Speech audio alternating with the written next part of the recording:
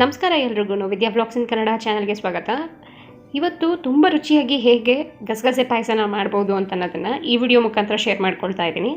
ಶ್ರಾವಣ ಮಾಸದಲ್ಲಿ ಡೈಲಿ ಏನಾದರೂ ಒಂದು ಸ್ವೀಟನ್ನು ನೈವೇದ್ಯಕ್ಕೆ ಮಾಡುವಂಥ ರೂಢಿ ಇದೆ ಅಂತ ನಾನು ಹಿಂದಿನ ವಿಡಿಯೋನಲ್ಲೂ ಹೇಳಿದೆ. ಹಾಗೆ ತುಂಬ ಈಸಿಯಾಗಿ ಹೇಗೆ ಸ್ವೀಟ್ ರೆಸಿಪೀಸ್ನ ಮಾಡ್ಬೋದು ಅಂತಲೂ ಶೇರ್ ಮಾಡ್ಕೊಂಡಿದ್ದೀನಿ. ಲಿಂಕ್ ಎಲ್ಲ ಡಿಸ್ಕ್ರಿಪ್ಷನ್ ಬಾಕ್ಸಲ್ಲಿ ಕೊಟ್ಟಿರ್ತೀನಿ, ನೀವು ಚೆಕ್ ಮಾಡ್ಬೋದು. ಈಗ ಗಸಗಸೆ ಪಾಯಸ ಮಾಡೋದಕ್ಕೆ ಬೇಕಾಗುವಂಥ ಇಂಗ್ರೀಡಿಯೆಂಟ್ಸ್ ಏನು ಅಂದರೆ, ದ್ರಾಕ್ಷಿ ಗೋಡಂಬಿ ತೊಗೊಂಡಿದ್ದೀನಿ.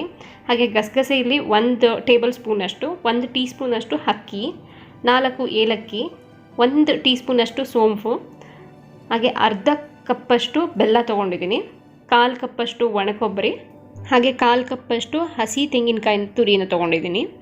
ಇದಲ್ದಿರ ಒಂದು ಸ್ವಲ್ಪ ಅಂದರೆ ಒಂದು 5 ಗೋಡಂಬಿ ಮತ್ತು ಒಂದು 7-8 ಬಾದಾಮಿನ ನೆನೆ ಹಾಕಿ ಇಟ್ಕೊಂಡಿದ್ದೀನಿ. ಇದು 1 ಅವರ್ ಅಥವಾ 2 ಅವರ್ ನೆಂದರೆ ಚೆನ್ನಾಗಿರುತ್ತೆ. ಇದ್ರ ಜೊತೆಯಲ್ಲಿ 1 ಚಮಚದಷ್ಟು ತುಪ್ಪ ಬೇಕಾಗತ್ತೆ. ಈಗ ಮಾಡೋ ವಿಧಾನ ನೋಡ್ಕೊಳ್ಳೋಣ. ನಾನಿಲ್ಲಿ ಮೊದಲನೇದಾಗಿ ಬೆಲ್ಲನ ಒಂದು ಪಾತ್ರೆಗೆ ಹಾಕ್ಕೊಳ್ತಾ ಇದ್ದೀನಿ. ಬೆಲ್ಲನ ಕರಗಿಸ್ಕೊಳ್ಬೇಕಾಗತ್ತೆ. ಅದಕ್ಕೆ ನಾನು ಬೆಲ್ಲ ಕರಗೋದಕ್ಕೆ ಎಷ್ಟು ಬೇಕೋ ನೀರು ಅಷ್ಟನ್ನು ಹಾಕ್ಕೊಳ್ತೇನೆ. ಅಂದರೆ ಇಲ್ಲೊಂದು 1/4 ಲೋಟಕ್ಕಿಂತ ಸ್ವಲ್ಪ ಜಾಸ್ತಿಯಾಗಿ ನೀರನ್ನು ಹಾಕ್ಕೊಂಡಿದ್ದೀನಿ. ಈಗ ಇಲ್ಲಿ ಬೆಲ್ಲ ಎಲ್ಲ ನೀಟಾಗಿ ನೀರಿನ ಜೊತೆ ಮಿಕ್ಸಾಗಿ ಕರಗಿದೆ. ಇಷ್ಟಾದರೆ ಸಾಕಾಗತ್ತೆ, ಪಾಕ ಎಲ್ಲ ಬರೋ ಅವಶ್ಯಕತೆ ಏನಿಲ್ಲ. ಈ ಮಟ್ಟಿಗೆ ಆದಮೇಲೆ ನಾನು ಇದನ್ನು ಒಂದು ಸೈಡಿಗೆ ಎತ್ತಿಟ್ಕೊಳ್ತೀನಿ. ಆಮೇಲೆ ಇದನ್ನು ಯೂಸ್ ಮಾಡ್ಕೊಳ್ಳೋಣ. ಈಗ ಇಲ್ಲೊಂದು ಸಣ್ಣ ಬಾಣಲಿನಲ್ಲಿ 1 ಟೀ ಸ್ಪೂನಷ್ಟು ಅಕ್ಕಿನ ಹಾಕ್ಕೊಂಡು ಹುರ್ಕೊಳ್ತಾ ಇದ್ದೀನಿ. ಯಾವುದೇ ರೀತಿ ಎಣ್ಣೆ ಅಥವಾ ತುಪ್ಪ ಏನು ಹಾಕ್ಕೊಳ್ಳೋದು ಬೇಡ, ಹಾಗೆ ಡ್ರೈ ಆಗಿ ಹುರ್ಕೊಳ್ಳೋಣ. ಇದನ್ನು ಅಕ್ಕಿ ಹಾಕ್ಕೊಳ್ಳೋದ್ರಿಂದ ಕನ್ಸಿಸ್ಟೆನ್ಸಿ ತುಂಬ ಚೆನ್ನಾಗಿ ಬರುತ್ತೆ, ಸ್ಮೂತಾಗಿ ತಿಕ್ಕಾಗಿ ಬರುತ್ತೆ. ನೋಡಿ, ಈ ರೀತಿ ಬಣ್ಣ ಬದಲಾಗಿದ ತಕ್ಷಣ ನಾನು ಈ ಸ್ಟವ್ನ ಆಫ್ ಮಾಡಿಕೊಂಡು ಮಿಕ್ಸಿ ಜಾರಿಗೆ ಹಾಕ್ಕೊಳ್ತಾ ಇದ್ದೀನಿ. ಈಗ ಇದೇ ಬಾಣಲಿಗೆ 1 ಟೇಬಲ್ ಸ್ಪೂನಷ್ಟು ಗಸಗಸೆನ ಹಾಕ್ಕೊಳ್ತಾ ಇದ್ದೀನಿ. ಈಗ ಇದನ್ನು ಕೂಡ ಡ್ರೈ ಆಗಿ ರೋಸ್ಟ್ ಮಾಡ್ಕೊಳ್ಬೇಕಾಗತ್ತೆ. ಚಿಟಪಟ ಅಂತ ಸೌಂಡ್ ಬರುತ್ತೆ, ಅಲ್ಲಿವರೆಗೂ ಇದನ್ನು ರೋಸ್ಟ್ ಮಾಡ್ಕೊಳ್ಳೋಣ. ಈಗ ಇದು ಚೆನ್ನಾಗಿ ರೋಸ್ಟ್ ಆಗಿದೆ. ಅದೇ ಮಿಕ್ಸರ್ ಜಾರ್ಗೆ ಇದನ್ನು ಸಹ ಸೇರಿಸ್ಕೊಳ್ತೀನಿ.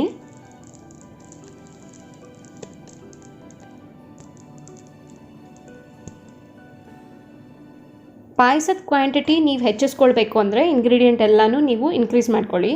ಈಗ ಇದೇ ಜಾರ್ಗೆ ಒಣ ಕೊಬ್ಬರಿನ ಸೇರಿಸ್ಕೊಳ್ತಾ ಇದ್ದೀನಿ, ಹಾಗೆ ಸೋಂಪು ಕಾಳನ್ನು ಸೇರಿಸ್ಕೊಳ್ತಾ ಇದ್ದೀನಿ, ಏಲಕ್ಕಿ ಕಾಳು ಸಹ ಸೇರಿಸ್ಕೊಳ್ತಾ ಇದ್ದೀನಿ. 3 ಏಲಕ್ಕಿ ಕಾಳು ತೊಗೊಂಡಿದ್ದೆ. ಅದು ಎಲ್ಲನೂ ಡ್ರೈ ಆಗಿ ಒಂದು ಸತಿ ತರಿ ಆಗೋ ಹಾಗೆ ರುಬ್ಕೊಂಡ್ಬಿಡ್ತೀನಿ. ಈಗ ರುಬ್ಬಿದ್ದಾಗಿದೆ.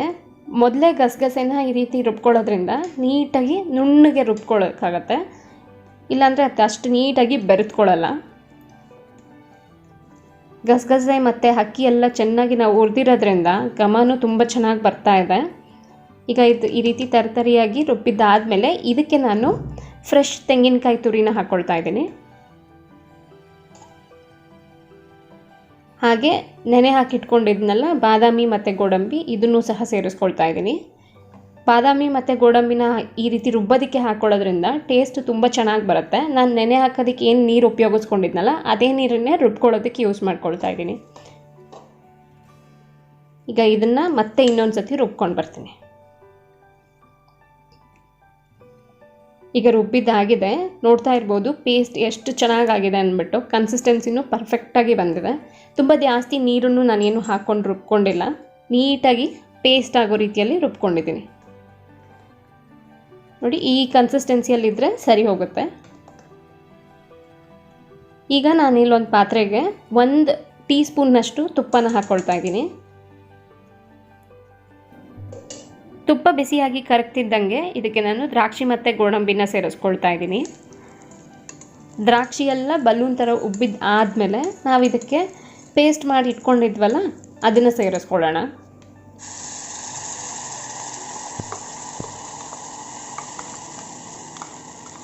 ಈಗ ಗಟ್ಟಿಯಾಗಿ ರುಬ್ಬಿಟ್ಕೊಂಡಿದ್ದಂಥ ತೆಂಗಿನಕಾಯಿ, ಕೊಬ್ಬರಿ, ಗಸಗಸೆ ಎಲ್ಲ ಮಿಶ್ರಣನೂ ನಾನು ಇದಕ್ಕೆ ಹಾಕ್ಕೊಂಡಿದ್ದೀನಿ.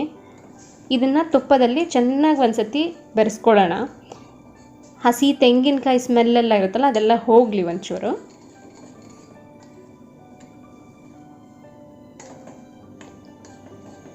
ಕನ್ಸಿಸ್ಟೆನ್ಸಿ ನಿಮಗೆ ಯಾವ ಹದಕ್ಕೆ ಬೇಕೋ ಅದು ನೋಡಿಕೊಂಡು ನೀವು ನೀರನ್ನು ಸೇರಿಸ್ಕೊಳ್ಬೋದು.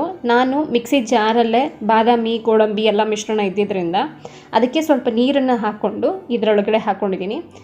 ನೀರನ್ನು ಹಾಕಿದಾದ್ಮೇಲೆ ಸ್ವಲ್ಪ ಮಟ್ಟಿಗೆ ಇದು ಕುದಿಯೋದಕ್ಕೆ ಬಿಡೋಣ. ಈಗ ಕುದಿ ಬರ್ತಾ ಇದ್ದಂಗೆ ನಾನು ಬೆಲ್ಲನ ಕರಗಿಸಿಟ್ಕೊಂಡಿದ್ನಲ್ಲ ಮುಂಚೆನೇ, ಆ ನೀರನ್ನು ಸೇರಿಸ್ಕೊಳ್ತಾ ಇದ್ದೀನಿ. ನಾನು ಮೊದಲೇ ಹೇಳ್ದಂಗೆ ನೀವು ನೀರನ್ನು ನಿಮ್ಗೆ ಯಾವ ಹದಕ್ಕೆ ಬೇಕೋ ಆ ರೀತಿಯಲ್ಲಿ ನೋಡಿಕೊಂಡು ನೀವು ಸೇರಿಸ್ಕೊಳ್ಬೋದು. ನಾನಿವಾಗ ಮಾಡ್ತಾ ಇರೋದು ಕರೆಕ್ಟಾಗಿ 2 ಲೋಟ ಪಾಯಸ ಆಗೋ ರೀತಿಯಲ್ಲಿ ಮಾಡ್ತಾಯಿದ್ದೀನಿ. ಇನ್ನು ಹೆಚ್ಚಾಗಿ ಬೇಕು ಅಂತಂದರೆ ಕ್ವಾಂಟಿಟಿನ ಡಬಲ್ ಮಾಡಿಕೊಂಡು ಮಾಡ್ಬೋದು, ಅಥವಾ ಇನ್ನೂ ಹೆಚ್ಚಾಗಿ ಸಹ ಮಾಡ್ಕೊಳ್ಬೋದು. ಈಗ ಎಲ್ಲ ಮಿಕ್ಸ್ ಮಾಡಿದ್ದಾದಮೇಲೆ ನೋಡಿ ಈ ರೀತಿಯಲ್ಲಿ ಕನ್ಸಿಸ್ಟೆನ್ಸಿ ಇದೆ. ಇನ್ನು ಕುದೀತಾ ಕುದೀತಾ ಇದನ್ನು ಗಟ್ಟಿ ಆಗುತ್ತೆ. ಆರಿದ ಮೇಲಂತೂ ಇನ್ನೂ ಜಾಸ್ತಿ ಗಟ್ಟಿಯಾಗೇ ಆಗುತ್ತೆ.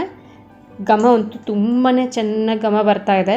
ತುಪ್ಪದಲ್ಲಿ ಬರ್ತಿರೋದು ಮತ್ತು ತೆಂಗಿನಕಾಯಿ, ಗೋಡಂಬಿ, ಬಾದಾಮಿ ಎಲ್ಲ ಸೇರಿರೋದಕ್ಕೆ, ಅದರ ಜೊತೆಯಲ್ಲಿ ಮೇನ್ ಇಂಗ್ರೀಡಿಯೆಂಟ್ ಗಸಗಸೆನೂ ಸೇರಿರೋದಕ್ಕೆ ತುಂಬಾ ಒಳ್ಳೆ ಘಮ ಬರ್ತಾ ಇದೆ. ಟೇಸ್ಟು ಅಷ್ಟೇ ಚೆನ್ನಾಗಿರುತ್ತೆ. ನೀವು ಟ್ರೈ ಮಾಡಿ ನಿಮ್ಮ ಮನೆಯಲ್ಲಿ. ಹಬ್ಬ ಹತ್ರ ಬರ್ತಿರೋದ್ರಿಂದ ಏನಾದರೂ ಒಂದು ಸ್ವೀಟ್ನ ಮಾಡಬೇಕು ಅಂತ ಅನ್ನೋದು ಪ್ರತಿಯೊಬ್ಬರಿಗೂ ಅನಿಸಿರುತ್ತೆ. ಇದಂತೂ ತುಂಬಾ ಈಸಿ, ದಿಢೀರ್ ಅಂತ ನೀವು ಮಾಡಿಬಿಡ್ಬೋದು.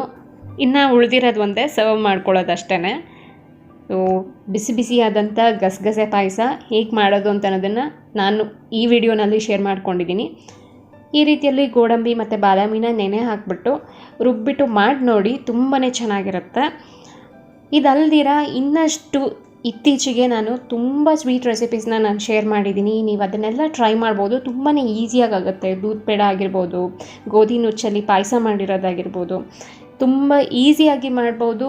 ಹಾಗೆ ಕಮ್ಮಿ ಇಂಗ್ರೀಡಿಯೆಂಟ್ಸಲ್ಲೂ ಸಹ ಮಾಡುವಂಥ ರೆಸಿಪೀಸ್ನ ನಾನು ಶೇರ್ ಮಾಡಿದ್ದೀನಿ. ಟ್ರೈ ಮಾಡಿ. ನಾನು ಎಲ್ಲ ವಿಡಿಯೋ ಲಿಂಕ್ನ ಡಿಸ್ಕ್ರಿಪ್ಷನ್ ಬಾಕ್ಸಲ್ಲಿ ಕೊಟ್ಟಿರ್ತೀನಿ. ವಿಡಿಯೋ ಇಷ್ಟ ಆಯಿತು ಅಂತಂದರೆ ಪ್ಲೀಸ್ ಒಂದು ಲೈಕ್ ಬಟನ್ನ ಕ್ಲಿಕ್ ಮಾಡಿ.